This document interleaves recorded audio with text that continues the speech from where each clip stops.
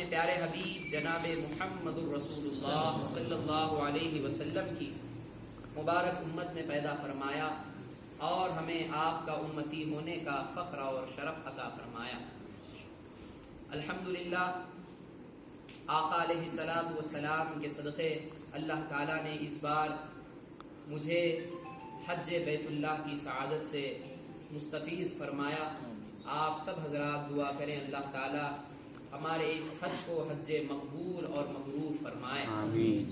اللہ تعالیٰ جن جن احباب کے حج کو اس مرتبہ اللہ کی بارگاہ میں جن کے بھی حج قبول ہوئے ہیں، ان کا صدقہ اللہ ہم تمام کو بار بار اس مقدس سرزمین کی مقبول حاضری نصیب فرمائے، آمین۔ اللہ ہم سب کو بھی حج مقبول و مبرور عطا فرمائے، آمین۔ الحمدللہ درس قرآن کا یہ ہمارا سلسلہ چل رہا تھا۔ سورہ کہف کی 44 آیتیں آپ حضرات کے سامنے میں نے عرض کی تھی۔ آیت نمبر 45 سے آج کا یہ درس شروع ہوگا۔ آئیے اس سے پہلے ہم اور آپ مل کر عقیدت اور محبت کے ساتھ بارگاہ رسالت مآب صلی اللہ علیہ وسلم میں ہدیہ درود و سلام پیش کریں۔ اللہم صلی علی سیدنا محمد وعلی آل سیدنا محمد وبارک وسلم صلاۃ و سلاما علیک یا رسول اللہ صلی اللہ تعالی علیہ وسلم۔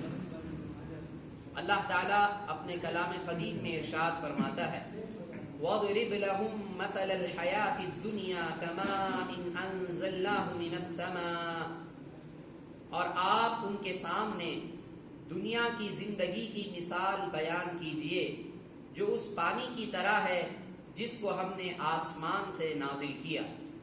یہ دنیا کی جو زندگی ہے، جس زندگی سے ہم گزر رہے ہیں، یہ عالم شہادت جو ہے، اس کی مثال، اس کا ایگزامپل اللہ تعالیٰ ارشاد فرما رہا ہے کہ اس کی مثال، اس کا ایگزامپل اس پانی کی طرح ہے جس کو ہم نے آسمان سے نازل کیا، آسمان سے اتارا۔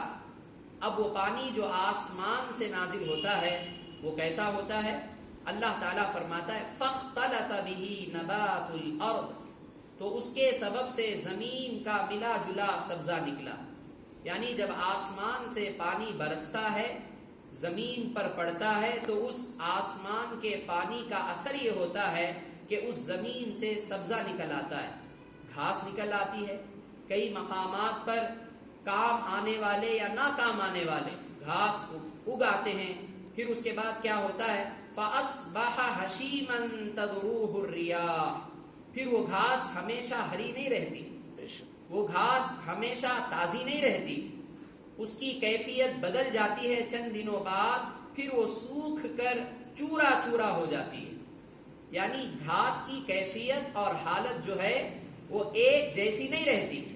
آسمان سے جب پانی برسا، زمین پر پڑا اور زمین نے اس کا اثر قبول کیا اور اس سے سبزہ اگایا، اور جیسے ہی وہ گھاس، وہ سبزہ اگا، چند دن اس میں ہریالی رہی، چند دن وہ تازہ رہا، پھر اس کے بعد جیسے جیسے دن گزرے وہ سوکھ جاتا ہے، سوکھ جا کر ویسے ہی نہیں رہتا بلکہ سوکھ کر چورا چورا ہو جاتا ہے، جسے اپنی زبان میں ہم بکنی بکنی ہو جاتا کہتے ہیں۔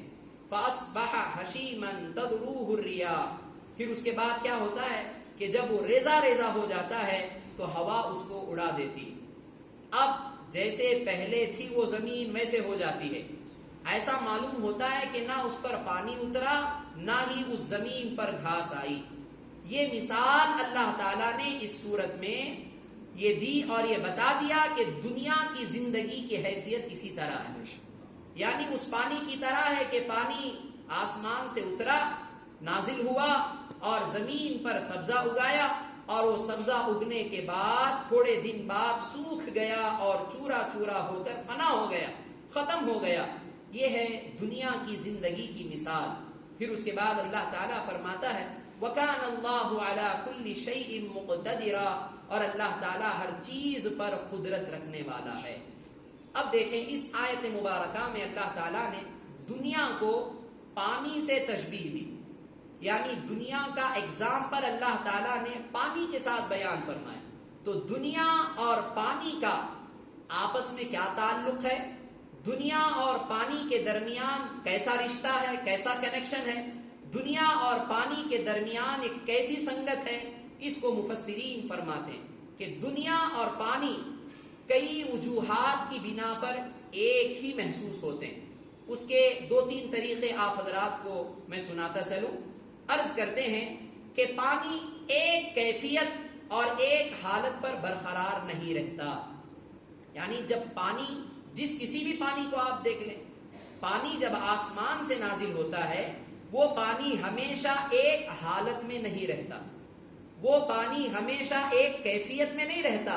پانی جب ہوتا ہے تو اس میں سیلان پایا جاتا ہے، اس میں بہاؤ پایا جاتا ہے کہ پانی بہتا ہے، اور پانی ہمیشہ ایک جیسا نہیں ہوتا بلکہ اس کی حالت، اس کی کیفیت بدلتی رہتی ہے۔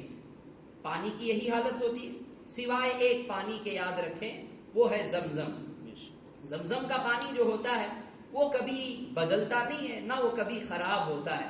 اعلیٰ حضرت فاضل بریلوی علیہ الرحمہ نے فتاوی رضویہ میں اس کی ایک کیفیت یہ بیان کی ہے کہ البتہ زمزم کا ذائقہ جو ہوتا ہے، ٹیسٹ جو ہوتا ہے، وہ کبھی کبھی بدل سکتا ہے، لیکن نہ وہ کبھی خراب ہو سکتا ہے، نہ ہی اس کے پانی جمع ہونے کی وجہ سے اس میں گھاس اگ سکتی ہے، نہ ہی پاچی اگ سکتی ہے۔ وہ پانی جہاں بھی رکھا جائے، جس حیثیت سے رکھا جائے، ہمیشہ اسی تازگی کے ساتھ وہ برقرار رہے گا۔ ہاں البتہ اس کا ذائقہ جو ہوتا ہے کبھی کبھار بدلتا رہتا ہے، ٹیسٹ میں تبدیلی آتی ہے، چینجز آتے ہیں، ورنہ وہ پانی کبھی خراب نہیں ہوتا، اپنی ہی حالت پر وہ ہمیشہ ہمیشہ باقی رہتا ہے۔ باقاعدہ سائنس نے اس کا ریسرچ بھی کیا، اور باقاعدہ یہ بات لوگوں کے سامنے عیاں بھی ہو گئی کہ آب زمزم واحد وہ پانی ہے جو کبھی بدلتا نہیں ہے، یعنی اس میں کبھی خرابی پیدا نہیں ہوتی۔ تو پانی کی اصل کیفیت کیا ہوتی ہے کہ وہ بدلتا رہتا ہے، اس کے علاوہ جتنے بھی دنیا میں پانی ہیں سب بدلتے رہتے ہیں، وہ اپنی حالت پر برقرار نہیں رہتے۔ یہی وجہ ہے کہ اللہ تعالیٰ نے پانی کے ساتھ دنیا کی تشبیہ دی کہ دنیا بھی پانی کی طرح ہمیشہ ایک جیسی نہیں ہوتی، دنیا کے اندر بھی چینجز آتے ہیں، تبدیلی آتی ہے، رد و بدل ہوتا ہے، اس میں تغیر پیدا ہوتا ہے۔